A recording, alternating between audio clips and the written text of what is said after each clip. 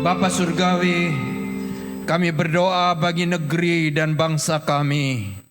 Curahkan damai-Mu, curahkan sakinah glory atas negeri kami Tuhan. Tolong permasalahan-permasalahan yang ada di negara kami. Tolong bangsa kami Tuhan. Sudah tiba saatnya Tuhan Engkau turun memberkati setiap anak bangsa. Supaya kami Tuhan boleh mengalami Tuhan curahan kuasa-Mu. Pakai kami Tuhan sebagai anak-anak-Mu Tuhan, orang percaya. Supaya kami boleh Tuhan mewartakan tentang kerajaan surga. Mewartakan tentang keselamatan daripada-Mu.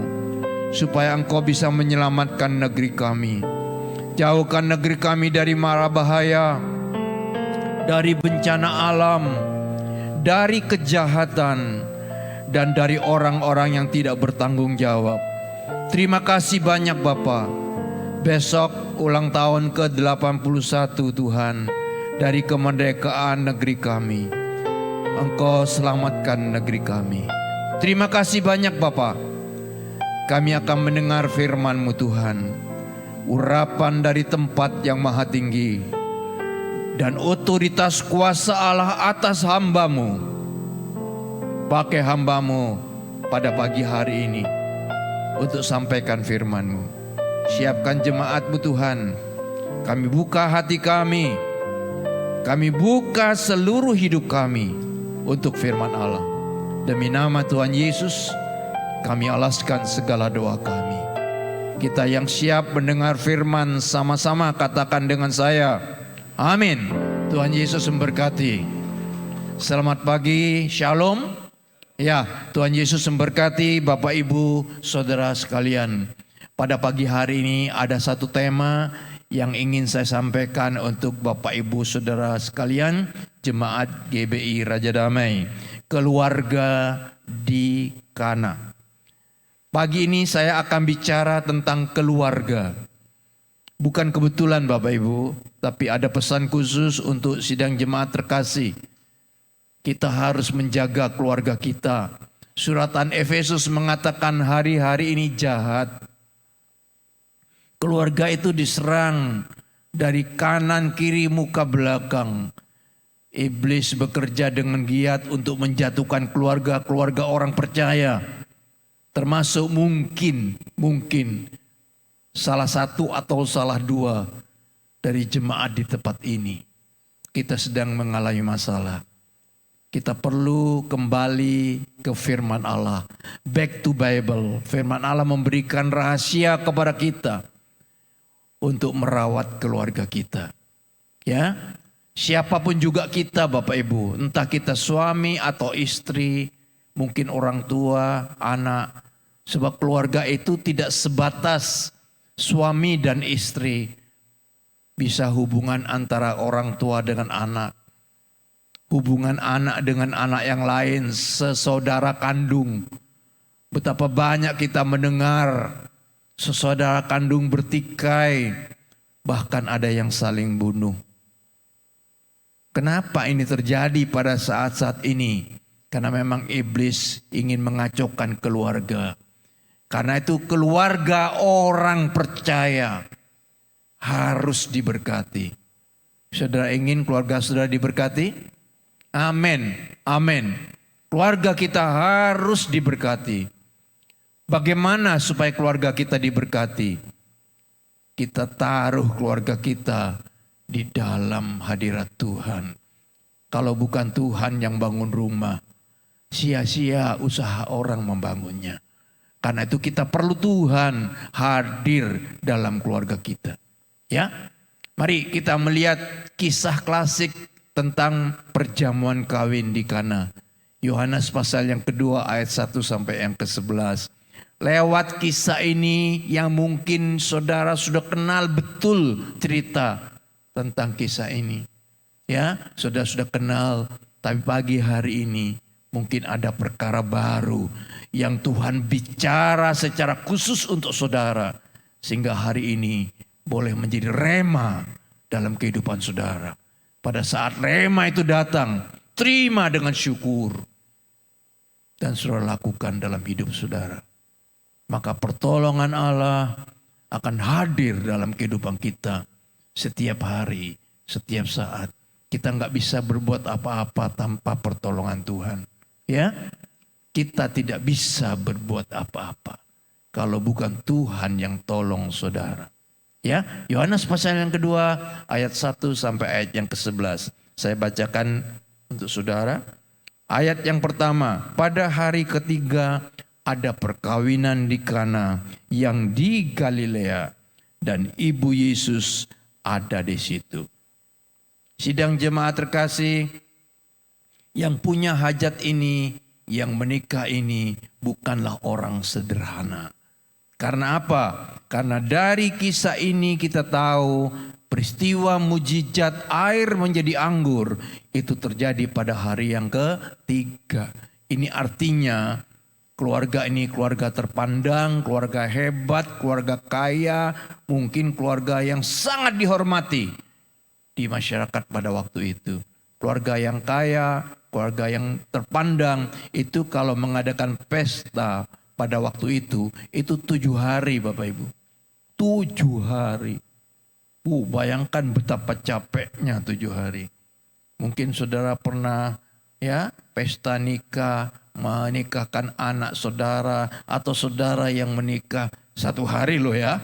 1 hari. Tapi dari dini hari saudara sudah bangun, pergi ke salon, sampai pesta malam. Capeknya luar biasa toh. Ini 7 hari Bapak Ibu. Dan mujizat ini terjadi pada hari yang ketiga. Ya, ayat yang kedua. Yesus dan murid-muridnya diundang juga ke perkawinan itu.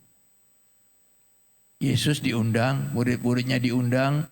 Dan kalau sudah tahu kisahnya ya, sudah tahu ya, Ibu Maria menjadi seksi dapur, seksi sibuk.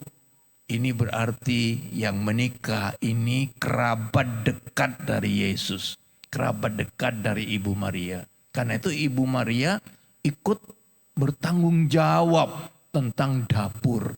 Makanya dia tahu kekurangan anggur. Karena dia terlibat di dapur.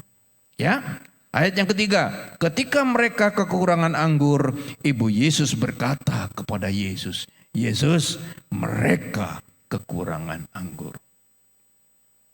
Kata Yesus kepadanya, mau apakah engkau daripadaku ibu? Saatku belum tiba. Tetapi ibu Yesus berkata kepada pelayan-pelayan, apa yang dikatakan kepadamu buatlah itu. Ini pesan Ibu Maria kepada pelayan-pelayan. Apa saja yang Yesus katakan, dengarkan dengan seksama, dengarkan dengan baik, dan buatlah. Jangan bantah. Ini pesan dari Ibu Maria kepada pelayan-pelayan. Ayat yang ke-6, di situ ada 6 tempayan yang disediakan untuk pembasuhan menurut adat orang Yahudi. Masing-masing isinya 2-3 buyung. Ada tempayan besar untuk pembasuhan kaki ya. Jadi orang Timur Tengah itu kalau masuk rumah kakinya disiram, dibasuh karena banyak debu. Kan tidak seperti di tempat ini, tidak seperti di Indonesia. Di Timur Tengah itu padang gurun, debu. Tradisi zaman itu kalau masuk cuci kaki. Ya, di situ ada 6 tempayan disediakan untuk pembasuhan menurut adat orang Yahudi. Masing-masing isinya 2-3 buyung. Ayat yang ke-7, Yesus berkata kepada pelayan-pelayan, isilah tempayan-tempayan itu penuh dengan air. Dan mereka pun, para pelayan itu, mengisinya sampai penuh. Lalu kata Yesus kepada mereka, sekarang cedoklah, bawalah kepada pemimpin pesta. Lalu mereka pun membawanya. Ya, kira-kira pelayan ini aneh. Kok Yesus nyuruh begini? Tapi ada pesan dari Ibu Maria. Dengarkan dengan baik. Jangan bantah. Lakukan. Jadi walaupun mungkin heran. Ia tetap melakukannya. Bawa air dari tempayan itu. Dia cedok. Dia bawa ke pemimpin pesta. Ayat 9. Setelah pemimpin pesta itu mengecap air yang telah menjadi anggur. Ia tidak tahu dari mana datangnya. Tapi pelayan-pelayan yang mencedok air itu mengetahui dari mana air yang menjadi anggur itu. Maka pemimpin pesta itu memanggil, menghubungi mempelai laki-laki. Kata pemimpin pesta itu, ia berkata kepada mempelai laki-laki, setiap orang menghidangkan anggur yang baik dahulu. Dan sesudah orang puas minum, baru yang kurang baik. Tetapi engkau menyimpan anggur yang baik, anggur yang sangat baik sampai sekarang. Jadi kebiasaan di sana, tamu yang datang, baru datang, dikasih anggur yang nikmat. Setelah mereka sudah puas minum, mungkin agak mabuk, dikasih yang kurang nikmat, gak masalah karena kan sudah setengah mabuk. Itu kebiasaan mereka. Tapi ini terjadi sesuatu yang luar biasa karena anggur yang belakangan itu, anggur mujizat dari Yesus, itu sangat baik. Sehingga pemimpin pestanya itu menjadi heran. Ayat 11, perhatikan ada yang di blok merah. Hal itu dibuat Yesus di Kana di Galilea sebagai yang pertama dari tanda-tandanya. Yang pertama dari mujizat Yesus. Dan dengan itu ia menyatakan kemuliaannya dan murid-muridnya percaya kepadanya. Sedang jemaat yang terkasih, lewat kisah ini kita akan belajar 3 hal penting. Ya, 3 hal penting. Yang pertama, yang tadi di blok merah itu. Apa? Ya, mujizat Yesus dalam pelayanannya yang pertama kali itu di dalam keluarga. Saya ulangi, mujizat Yesus di dalam pelayanannya yang pertama kali itu di dalam keluarga. Bukan di istana, bukan di depan raja-raja, bukan di depan pembesar-pembesar. Dan juga bukan di gereja Tuhan. Bukan di bait Allah. Bait Allah yang oleh orang zaman itu dianggap kudus. Di situ roh Allah ada. Di situ kuasa Allah hadir. Yesus melakukan mujizat pertama kali di dalam keluarga. Bukan di bait Allah. Dari sini saya mengambil kesimpulan bahwa keluarga itu penting bagi Yesus. Keluarga saudara itu penting bagi Yesus. Karena itu rawat keluarga kita. Apapun posisi kita saat ini.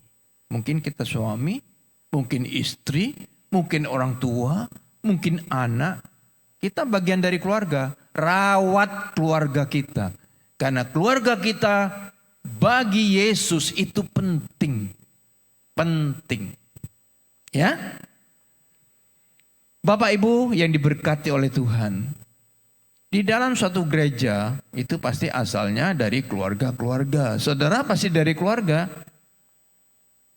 Gereja yang berhasil, gereja yang bahagia.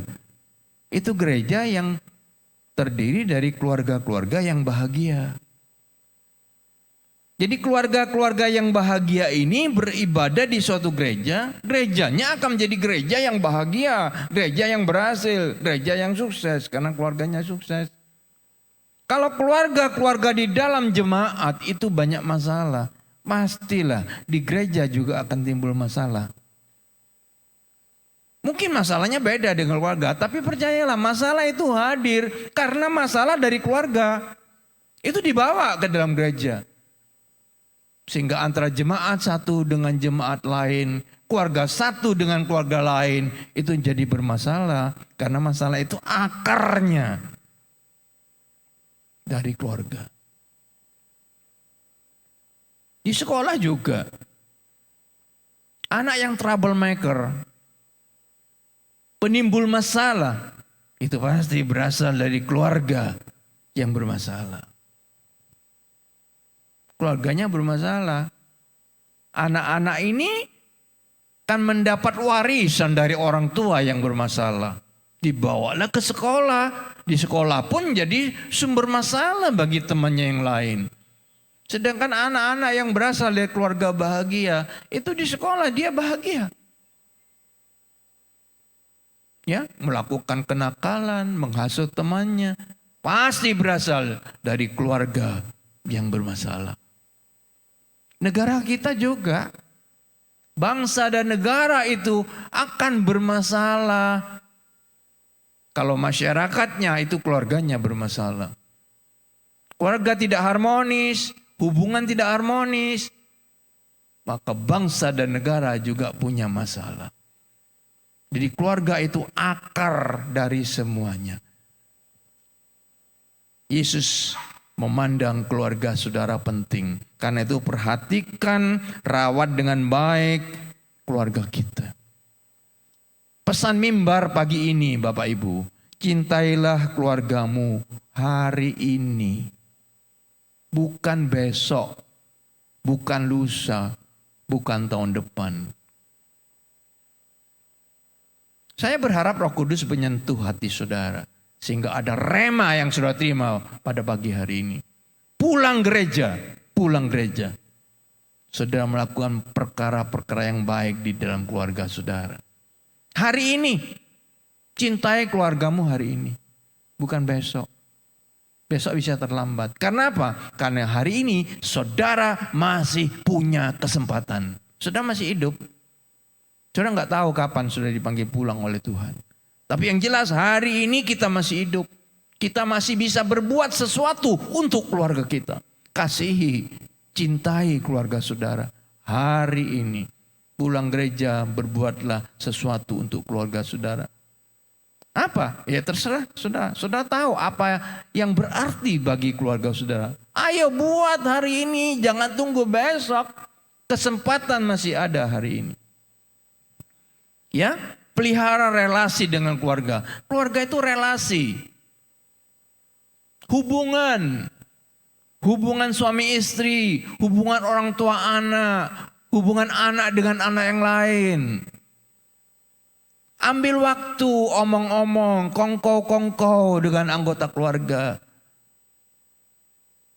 Jangan terlalu sibuk kerja, cari harta, cari pencapaian, ingin menjadi orang yang besar. Tapi lupa untuk relasi dengan keluarga. Suatu saat kita akan menyesal kalau kita tidak punya waktu untuk keluarga. Ingat Bapak Ibu yang diberkati Tuhan. Suatu saat kita akan mengerti pada akhirnya. Yang paling berharga di dalam keluarga. Itu bukan harta. Bukan pencapaian. Bukan keberhasilan saudara di luar. Tetapi kebersamaan yang saudara bangun di dalam keluarga. Itu yang paling penting dalam hidup kita.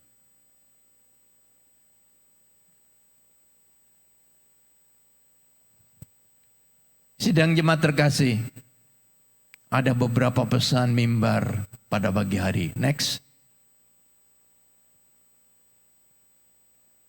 Ya, saudara bisa ingat-ingat. Yang pertama, bersikaplah baik walau sedang lelah. Saya percaya membangun keluarga itu tidak mudah. Saudara bisa capek. Apalagi nasihat saudara mungkin gak didengarkan oleh istri, gak didengarkan oleh suami, oleh anak-anak. Saudara maksudnya baik nasihati anak, tapi anak menanggapinya salah. Capek, lelah. Tapi tetaplah bersikap baik. Yang kedua, saling melayani. Walaupun merasa tidak selalu dimengerti. Belum tentu loh perbuatan baik saudara itu dinilai baik oleh anak saudara, oleh suami saudara, oleh istri saudara, oleh orang tua saudara. Kadang-kadang apa yang kita buat itu selalu salah. Ya. Bagi orang tua salah, bagi anak salah. Kita tidak selalu dimengerti oleh mereka. Tapi pesan mimbar tetap melayani. Mau? Amin? Ya. Saya berdoa supaya Roh Kudus bekerja di tengah-tengah kita. Saya percaya pagi hari ini Roh Allah bekerja. Bekerja luar biasa. Ya. Next, yang ketiga. Itu. Kasih yang dinyatakan dalam tindakan kecil. Kalau saudara mengasihi keluarga saudara, saudara berbuat. Kasih itu berbuat. Tidak omong doang. Mama, I love you. Papa, I love you. Tapi gak pernah berbuat apa-apa. Itu bukan kasih. Kasih yang kita buat. Walaupun tindakan kecil. Terus lakukan. Dengan tekun. Suatu saat nanti. Pada saat kita sudah berpulang. Perbuatan kecil kita itu. Kasih yang kita nyatakan dalam perbuatan kecil itu. Akan menjadi kenangan besar yang tidak akan pernah dilupakan oleh anggota keluarga kita yang lain. Suatu saat mereka akan ngomong, iya gak ada papa, gak ada yang nyiapkan ini, gak ada yang memperhatikan ini. Itu akan terasa setelah jauh. Memang kalau dekat itu semua kelihatan jelek, betul ya? Kalau jauh kelihatan indah. Ya. Saudara jauh itu baik itu. Karena jauh. Coba sudah tinggal di keluarga itu. Sudah akan mengatakan jelek. Pada waktu dekat semua jelek.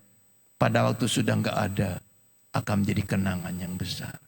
Karena itu terus lakukan kasih dalam tindakan. Walaupun itu kecil.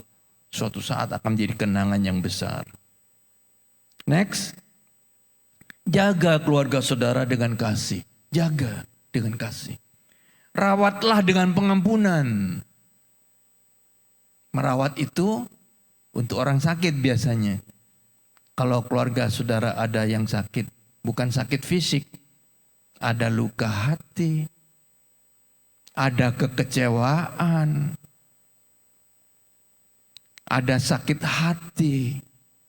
Rawat dengan pengampunan. Bukan dengan kemarahan. Rawat dengan pengampunan. Kuatkan dengan doa. Doakan keluarga saudara. Doakan. Saya selalu berdoa untuk keluarga saya. Keluarga anak saya. Minimal Bapak Ibu ya. Minimal itu 2 kali. Pagi hari saya berdoa. Dan pada waktu saya mau tidur. Saya selalu berdoa untuk keluarga saya. Belum jam-jam yang lain kalau anggota keluarga ada masalah. Saya jalan kemana, saya ingat mesti saya sebut. Saya sebut namanya. Doakan Bapak Ibu. Keluarga saudara akan menjadi keluarga yang hebat. Kalau saudara kuatkan dan pulihkan dengan apa? Dengan doa. Doakan. Sebab Allah kita itu luar biasa. Gak ada yang mustahil bagi dia. Amin. Ya. Sidang jemaat terkasih, tidak ada keluarga yang sempurna. Kadang-kadang ada perbedaan, kadang-kadang ada perbedaan pendapat, ada luka, ada gesekan, ada air mata, ada kekecewaan. Itu bisa hadir dalam keluarga kita. Karena keluarga kita kan gak sempurna. Tetapi justru pada saat-saat ini, kasih itu diuji. Justru pada saat-saat ini pengampunan itu dipraktekkan. Justru pada saat ini doa itu menjadi kekuatan yang memulihkan keluarga saudara. Yang kedua, dari kisah tadi kita belajar yang kedua. Kita belajar dari Ibu Maria. Pada saat ada masalah, apa yang dilakukan oleh Ibu Maria? Yang pertama kali dia lakukan apa? Cari Cari Yesus. Ini teladan bagi kita. Pada saat ada masalah keluarga, pertama kali cari Yesus. Ya, Ibu Maria ini tidak sibuk menyuruh pelayan-pelayan cari toko yang jual anggur. Cari toko yang jual anggur. Di mana saja borong. Karena masih tinggal 4 hari lagi pestanya. Ibu Maria tahu bukan itu yang harus dilakukan. Dia cari putranya. Dia cari Yesus. Dia ngomong kepada Yesus, Yesus, mereka punya masalah. Mereka kehabisan anggur. Saudara, luar biasa kisah ini ya. Ini pelajaran yang baik bagi kita. Kehabisan anggur itu menggambarkan kehabisan kebahagiaan. Bisa jadi karena saudara sudah terlalu lama di dalam keluarga, kebahagiaan itu terkikis. Kehilangan kebahagiaan, kehilangan sukacita dalam keluarga. Hubungan tidak harmonis lagi. Apalagi timbul pernik-pernik persoalan. Bisa tidak harmonis. Ada masalah toh. Saudara yang terkasih, dengar firman Tuhan. Belajar dari Ibu Maria. Pada saat masalah di dalam keluarga ada, datang pada Yesus. Datang pada Yesus.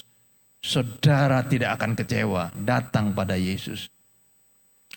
Jangan datang pada sahabat saudara. Oh, ini sahabat sehidup semati. Gak ada. Sahabat itu orang lain. Kalau saudara datang pada sahabat saudara, sekalipun dia adalah orang yang bisa saudara percaya 100%.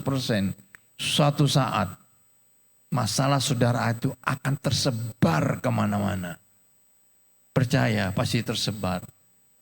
Apalagi sekarang zaman medsos. Ya.